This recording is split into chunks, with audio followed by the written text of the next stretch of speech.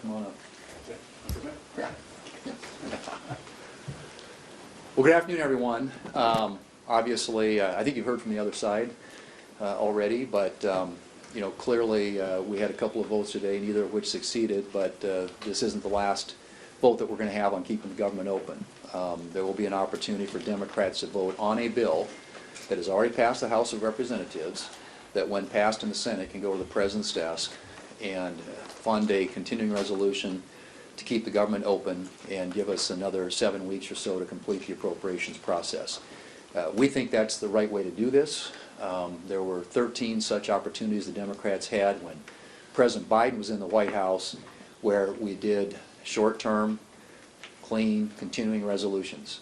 The suggestion by the Democrats that somehow they ought to be able to hijack a continuing resolution to attach $1 trillion of policy and cut things that we just funded a short few weeks ago, like rural hospitals, is completely out of any sort of historical context of what continuing resolutions have been used for in the past.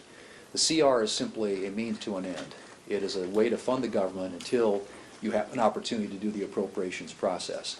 We've said all along, we want to have an appropriations process that restores and returns to what the Senate used to do, and that is have bills marked up by the Appropriations Committee, reported to the floor, where they're open to an amendment process, and members from both sides can have their voices heard. The Democrat leader, Senator Schumer, is accustomed to writing bills in his office behind closed doors. That's not the way we think is the best way to operate a government and the best way to keep our government agencies funded.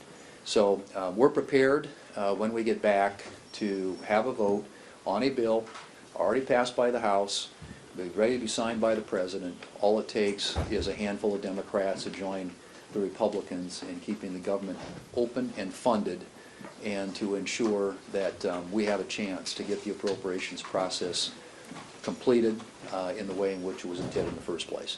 Senator Barrasso, let him, the whip, talk a little bit.